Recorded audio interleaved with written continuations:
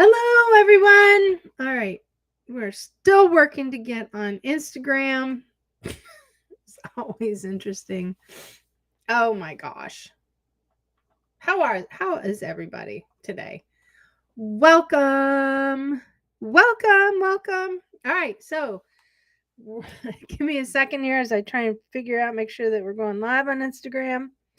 It is like a goal of mine right at the moment is to figure this Instagram thing out. I know we've only done it a couple days, but oh my gosh, it's so cool when it happens. So, all right. I guess it is what it is. We're going to do our best because that's all we can do. That's all we can do. It says I should be able to see it. I can't. I don't know. All right, maybe I have to do this. Hang on. So I'm so sorry, guys. We are trying to figure this out. Today we are going to be listening. We're going to hear some success stories because I have some. Dealing with difficult people. Hey, listen. People sit there and put their makeup on and do lives. I can sit here and try and figure out how to get on Instagram and do lives. All right. If this doesn't work, then I'm going to dinker with it later. It just is what it is. It's just all it is. I don't know. It's crazy stuff. Okay. I don't know why it's not doing this. So we're just gonna keep on going on. All right. So what happens? It never fails, actually, to be honest with you. It happens on a regular basis. When I am teaching and I've got this particular course. Oh, I may have just done it. Instagram. All right, we're live on Instagram. Holy moly. Very excited. Okay. I think. Yes, we are. Hi. For Instagram people. We got this. All right. Super excited. So I'm going to start again. Alrighty. Ooh, I'm stoked. I figured it out. Okay, so today we're talking about success stories. People, I teach these classes online. I actually get contracted to go ahead and teach courses on that have everything to do with people. And I absolutely love doing it because I am a solutionist, meaning I like to solve people's help them figure out how to solve their problems. I don't solve their problems for them, but I do work on figuring out how we can do that. And I absolutely love it. Gives me a lot of value, self-value, self-worth. I feel like, there's achievement in the world. Super excited about it. So it never fails that when I'm teaching in one of these classes, especially when I do like the narcissist class, and I have two of them. One is how to lead and manage a narcissistic manager, and the other one's lead and manage a narcissistic employee. And then I do another one. It's like one of my top selling courses is like how to lead and manage employees who argue and debate everything, or how to deal with employees who argue and debate everything. And I always get questions. I open it up, and at the end of the class, I'll go ahead and allow people to go ahead and unmute themselves because I'll get like a one-line text question. And there's so much complexity to dealing with difficult people at work, or they may be having an issue or a challenge or whatever, that what I don't want to do is I don't want to risk giving them the wrong advice because I only have this much information. So we open up the mic. And one of the questions that I get on a relatively regular basis, I'm going to refer to my notes here, is that there is an employee who they'll struggle with people who are disruptive, or they push back, or they're resistant either to feedback, or they're resistant to direction and guidance. They're resistant to collaborating. I mean, they're just tough, right? And and ultimately that type of tension and that type of behavior builds even more tension. And what it does is it becomes like a time suck for people. That is not uncommon at all. I get that all the time. That's probably out of all of the questions I get asked is that one. There's actually two. That's one of them. is that person that is constantly pushing back. And so I'll ask them, and I'm like, have you sat down and talked to this person? Yes. And it just completely like continues to grow and grow and grow. And so one of the things that we work through, and the dynamics of that particular type of example shift on a regular basis. It could be a person who's a manager, it could be a person who's just a follower, it could be a person who's new, it could be somebody who's been with the company for a long time. And what we'll do is we'll actually kind of sit down and revisit some of the content while we're actually in the middle of the class or towards the end of the class, and we'll talk about what's going on. And it's really funny. And I'll say something like, I'll bet you this person is this. And they're like, yeah. And I'm like, okay, so are they doing this? Yes. It's like these patterns they repeat themselves. And it's really funny because like I spend time studying the human ego. I watch people, I observe people, the number of times that I get these types of questions that are coming in, and I'll spend time, and I always see similar patterns. Patterns are my number one strength. Like we all have a strength. You have a strength. I have a strength. These are innate strengths. And so when you have an innate strength, it's going to come out on its own. You don't really have to nurture it. You don't have to do anything. So for me, being able to identify patterns is my number one strength. And so when we get these folks that raise their hand and start talking about these things, I start to hear these awesome success stories when they'll come back and email me and say, hey, I really appreciated that. It worked. And then it'll go, now what? It's like, I got him to do this one time. Now what do I do? And, listen, I'm going to be honest with you, learning about people and how they click and operate and developing an arsenal of tactics and tools and phrases, it takes time. It takes time. It's a career. And by the time you get to a more mature state of your career, you've got it down. I mean, for the most part, it's not foolproof.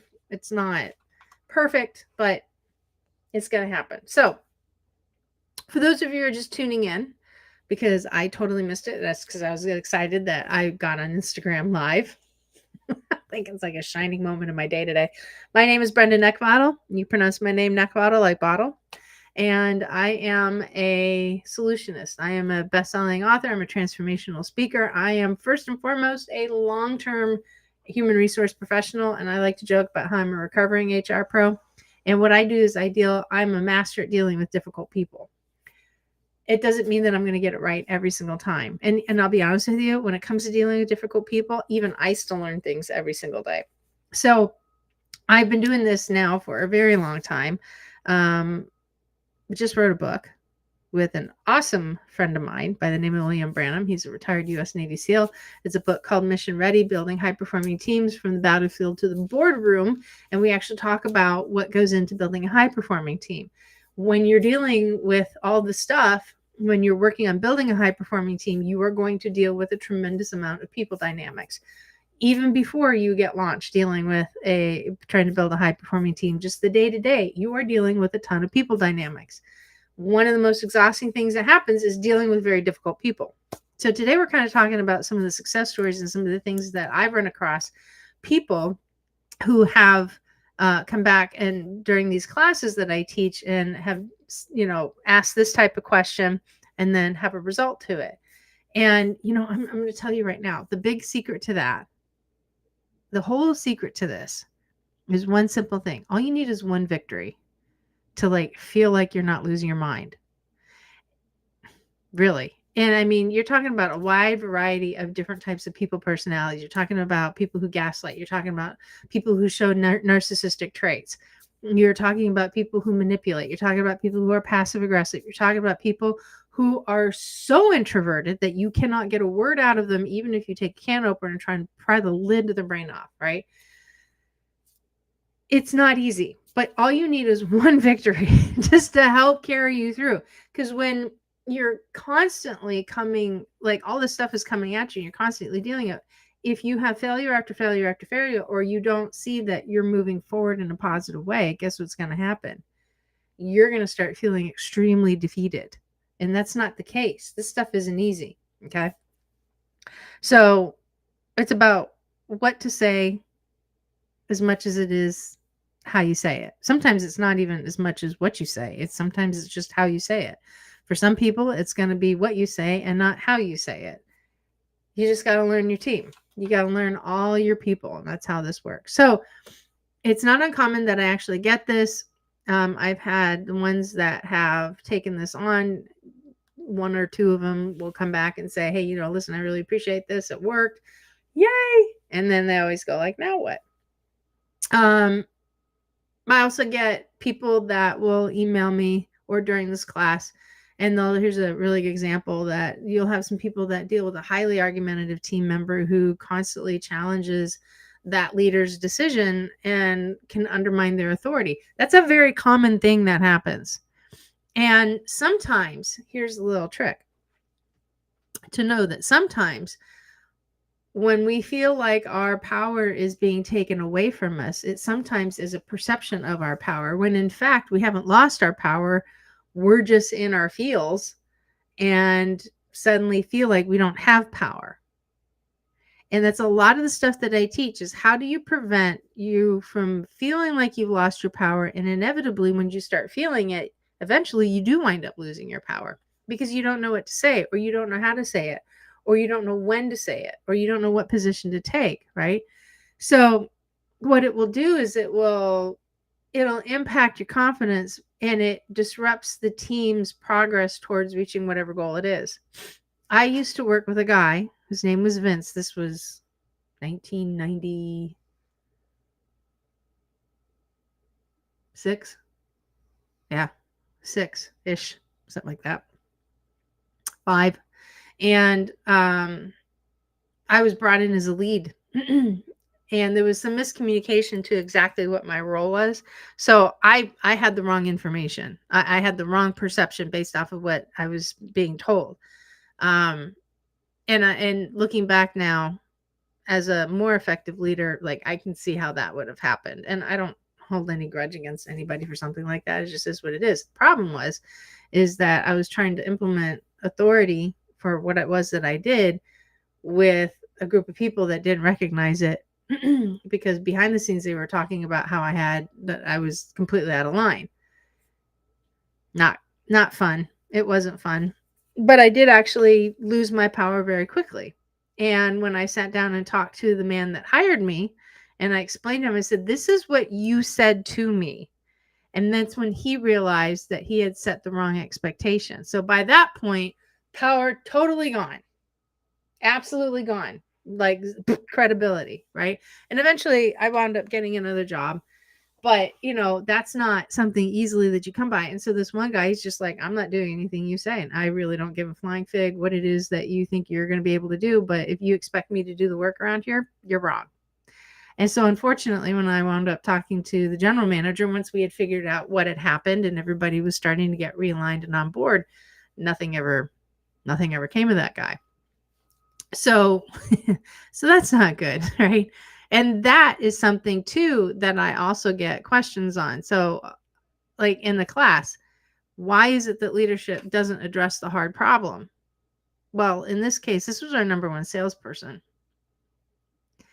Money talks sometimes. So that's a really great conundrum to deal with.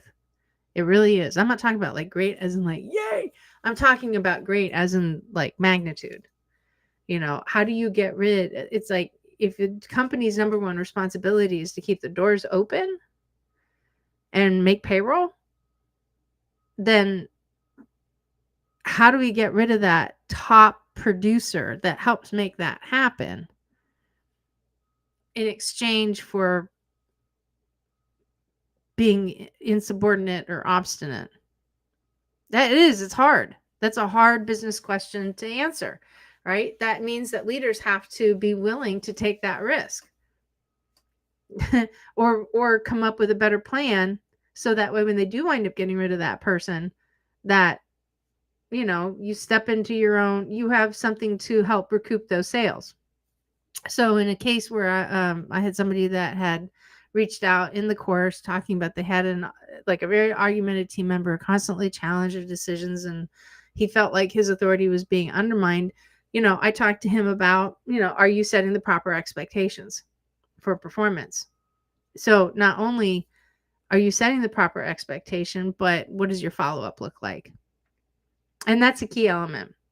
So I never heard back from that person, but what I do know is that if they did set the right expectations and they did the appropriate follow-up, and follow-up doesn't necessarily mean check a box, get it done. Follow-up is making sure that what is expected is actually being met.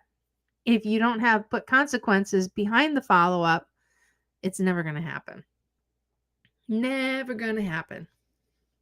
So, but I have had a couple of people that have come back and shared that, yeah, it was hard. It was uncomfortable, but we implemented consequences and things started to shift. It works. It does. You may get it right the first time. You may not. And it's okay if you don't. It absolutely is okay if you don't. It just takes a little bit to make that happen. One of the other things that I often hear is when people have like ongoing conflict between members or even with their own, direct reports. And what happens is that those are the types of things that they do a couple of things. Number one, it can potentially like create a toxic work environment. It can potentially drain a lot of resources, but at the same time, it can also push, projects back. The only way to deal with something like that, honestly, is to constantly put into place conflict solutions. It's exhausting.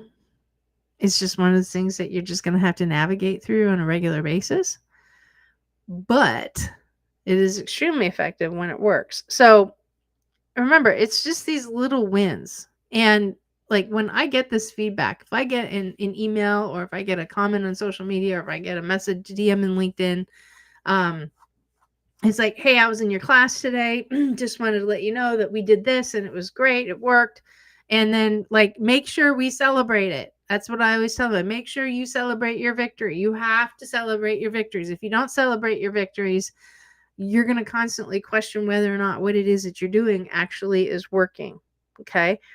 Go deep in because we're all going to take that minute to take a step back and ask the question, like, what exactly went well? What didn't go well?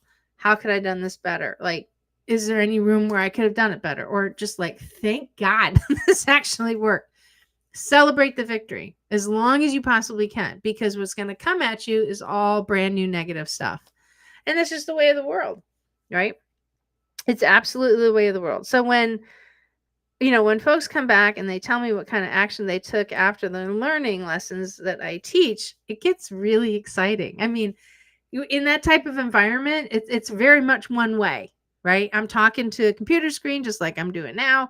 I'm looking in a camera, or I'm looking at my notes, or I'm flipping through a PowerPoint presentation, right? And I have to generate a lot of excitement, which I absolutely love doing this stuff because I know it solves problems. I don't always get that feedback. So when I do get feedback, I'm like, celebrate the hell out of that, because you're about ready to run into some new challenges, just like I'm going to run into some new challenges. And the more you celebrate, what it does is it actually promotes more positive chatter in your head and helps kind of wipe out some of the negative stuff. So it was on yesterday, and we did our live yesterday, and we got a question that came in. And it was such a great question that I promised him I would go ahead and pull it up today and respond to it. So here's the question.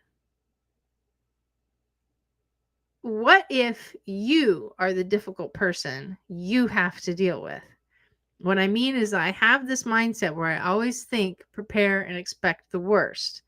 Any sort of advice on how to help with avoiding that type of mindset? So, yeah. Look, I'm going to tell you something. I'm going to share with you something about negativity. Human beings are not wired. We're just not wired to be positive people. We're just not. It's just not in our psyche. And it goes back like a long time ago. If you think about in the days of the big saber-toothed tiger and the woolly mammoth, right? There's all sorts of stuff that mankind had to contend with for survival. Survival was way, way, way, way harder back in the day. You had no medicines, you had no physicians, you had no modern forms of technology, no modern forms of community. Nothing was modern to what we know it today. And so the whole world was constantly against you. I mean, you could get stung by a toxic bug and you're just wiped out, and there's absolutely nothing to come back and help you solve that problem. So that's evolution, eons, generations of this survival, eat or be eaten type of mindset. So we're just not wired. It's just over time, that's what happens. So that means that if you recognize that you are the problem, congratulations, because that level of self-awareness is uncomfortable, it's scary, it's creepy. If you feel that you are the problem, then you have to invest and do positive mind work. I used to be an extremely not toxic, difficult, well, not difficult. I don't know how to put it. I don't know why they thought I was difficult sometimes, but I was very hard. I had hard edges. I was a very hard-minded individual, very black and white type of thinking for many, many years. And that was a product of where I grew up. So again, this is called our worldview, right? This is how my world, looking back, this is how my worldview was impacted. And so I had to really, really take time to learn how to really soften my edges. And even to this day, when I hear things, I can very silently go in my mind to where I don't believe, I'm highly skeptical, but I've now worked to train myself, and it's never going to go away.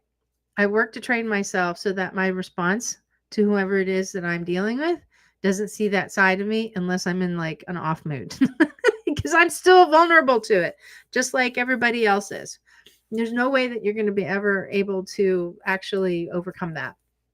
You're just going to have to train yourself, and you're going to have to work to discipline yourself to make sure that whatever it is that you are wanting to achieve or overcome, you're going to have, when you get to a level of mastery with it, you're going to have mostly really great days with it. Every now and again, you're going to fall back on it. Sometimes I realize that when I give a comment, I am hard and I'm direct, but I don't know how to be otherwise naturally. And for years, I actually suppressed that to the point where I became a chameleon and I totally lost who I was when it came to being a leader. I wasn't consistent. So what I learned is that I can say the exact same message, but the approach is going to be a little bit different depending upon who it is that I'm talking to. And I now match the right approach with the person, but I still set the same expectation. I still say the same things. It's just how I'm going about it rather than what I'm saying, right? Dealing with difficult people sometimes means dealing with yourself. It really does. And here's the thing, if you are strong enough to deal with yourself, congratulations, because that is a very scary road to get down. It means that you have to admit quite a few things to yourself that you may not necessarily like.